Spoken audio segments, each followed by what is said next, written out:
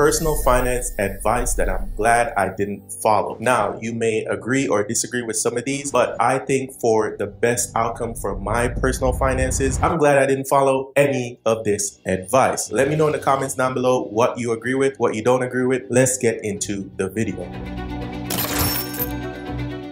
The first personal finance advice I'm glad I didn't follow as of yet, because eventually I am going to do this thing, but right now I'm just not going to do it. And that is buying a house. I know your mama, your grandmama, your friends, your family, especially if you're around my age, I'm 31, everybody's telling you gotta buy a house. It's not gonna get any cheaper. You're not gonna make any more land. Interest rates are going up. You better find something and lock it in right now. All of that stuff. Buying a house is not necessarily your path to wealth. It can work, but it works in very specific circumstances. But for the purposes of this video, I wanna challenge you to think about buying a house like this. Buying a house in today's day and age is automatically signing up for a $400,000 to $500,000 loan, right? So a loan is debt, and debt is a liability. So if you're talking about net worth, how is a liability going to make your net worth improve? How is that going to make your personal finances improve? And I could just never make sense of it. Yes, I understand the more you pay down, you earn equity in the home. I know the home can appreciate in value, but guess what? You have to sell the home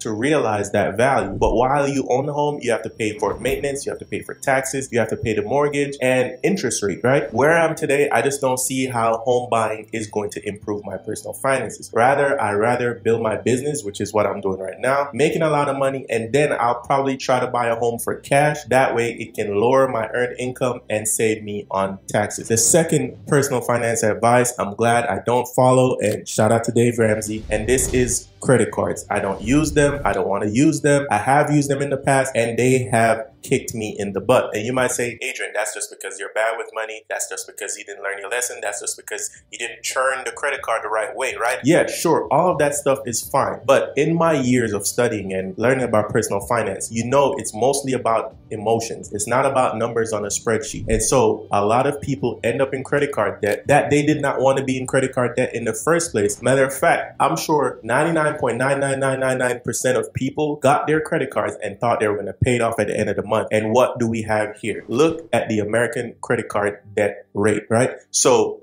all that wishful thinking of I'm going to pay it off. Don't worry, I can churn. I can earn all these airline miles. I can get free hotel stays. Yeah, that's all well and good. And that's how they get you. That's how they entice you. The third personal finance advice I'm glad I didn't follow, and it's much more of like an action or a thing that most people will tell you to do in life, and that's to stay with the safe job. Stay with the stable job. It's a guaranteed paycheck. No. If you are somebody that think you can do more, that you can achieve more, and that you want more, you should take a chance. Sure, the grass is not always greener on the other side, and I'm not telling people to do what I did, which is go into entrepreneurship, but another job, a better job, you know, earn more money. All of these things are very, very possible. Do not have limiting beliefs about where you can go in your career. We all probably have people in our families that spend 30, 40 years with the same company because it was a safe job, a safe paycheck, and you see them get treated poorly. You see them barely get a raise, barely get a promotion, and once they're retired, they get a lousy cake and a signed card from everybody in the office and a lot of people that you didn't even like anyway. So if you are wanting to improve your personal finances and people are telling you the best thing to do is to stay in a safe job, maybe roll the dice. If you believe in yourself and you know in your heart that you can do better, then go out there and prove everyone wrong and do better. Staying in a safe job is not always safe, as you can see with layoffs and things of that nature when the recession hits. Guys, if this video is bringing you value so far, please hit a like for the YouTube algorithm. Subscribe if you're new. We make new videos twice weekly to give you this personal finance knowledge. Now, let's get into the next thing. Next personal finance advice I'm glad I definitely didn't follow, and it's something that a lot of people have said, especially when you're going into entrepreneurship, you're trying to build a business for the first time like I am doing. But you always hear people say other people's money,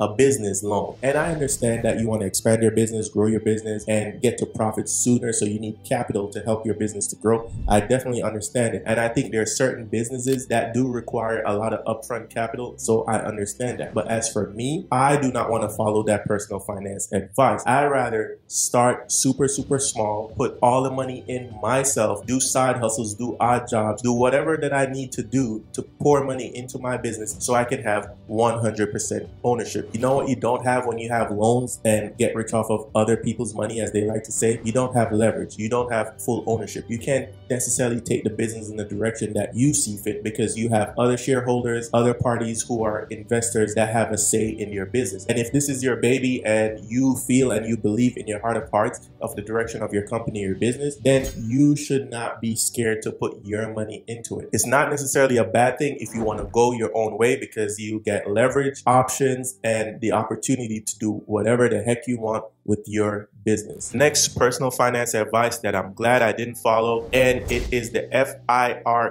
FIRE method. Financially independent, retired early. Early in my research into learning about personal finance and wealth building and building businesses and so on and so forth, I came across this subset of people who talked about the FIRE method, and I got interested for a little bit. I'm not going to lie, right? Because it seemed great. You can retire in your early 30s, early 40s, whatever, and do whatever it is that you want in your life. But you know why I'm glad I didn't follow it? Because to do that, you have to almost suffer, which is fine. Suffering is okay. It makes you stronger. It makes you more resilient, and it teaches you good lessons in life. I don't have a problem with that. But you almost have to be so anemic to everyday life and everyday societies with your finances just to get the payoff of retirement. And in retirement, a lot of these people, they sit around and do nothing, or they do like little hobbies that in my opinion aren't really fulfilling. But if that's you, let me know in the comments down below if you have a different point of view. My personality does not suit retirement. No matter how much money I make, no matter how many businesses I do that take off, I am never going to retire. The lifeblood of me is purpose. It's providing value, it's to build things, it's to educate and make the world a better place. That's where my purpose lies. Yeah, I have a lot of hobbies there. I want to spend more time with family, but that all is encompassing. I do not foresee a world, even if I'm old and gray, where I'm just sitting down on my porch doing nothing all day. I love to work. I love to get my hands dirty. I love to learn. I love to be active and just be a part of society. I'm never just going to disappear into the wilderness and not do anything. And that's what most of those FIRE people do. Next,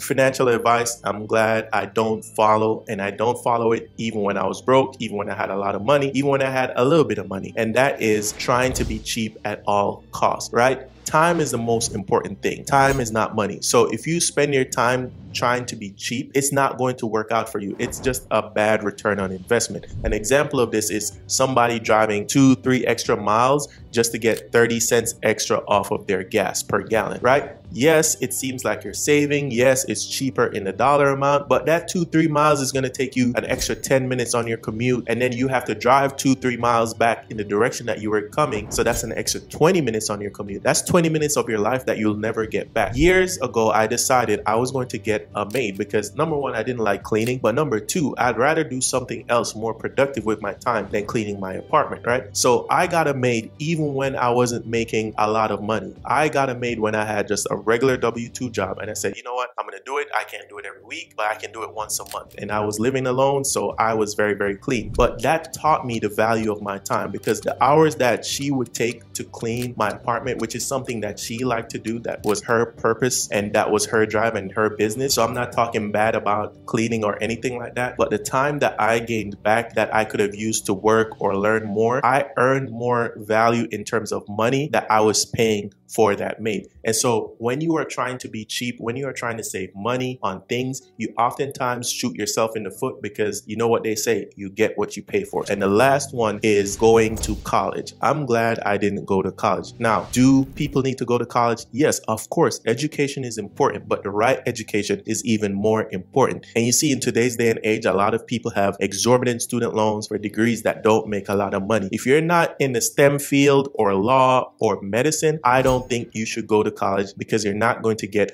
a great return on investment. So go into those STEM fields or law or medicine, and maybe there are a few more that I'm missing off the top of my head right now. Let me know in the comments down below if I am. But if you want to get a good return on investment, it's better oftentimes to go to a trade school or just to get yourself self-taught like I did. I'd watch podcasts, buy courses, all these other type of things. I had mentors in life, in business, in finances, in relationships, all these things that I've learned over the years in my 31 years, and I will continue to learn. I learned in unconventional ways. And we are in the internet age, my friends. Knowledge is out there. You know, Ty Lopez, knowledge, right? So knowledge is out there. It's not only in school. So So take advantage of that. Don't mess up your financial life by going to college, getting a student loan, starting out your life in debt that you probably will never be able to pay off, because a lot of people are in their 40s and 50s still carrying student loans. Well, that is the end of the video, guys. Let me know in the comments down below. What do you think? Hit the QR code right here if you're on the TV. alwaystalkmoney.com. We produce blogs, but sign up for the weekly newsletter because I send that out every single Friday, and I talk about personal finance, life, and anything that I think can provide value into your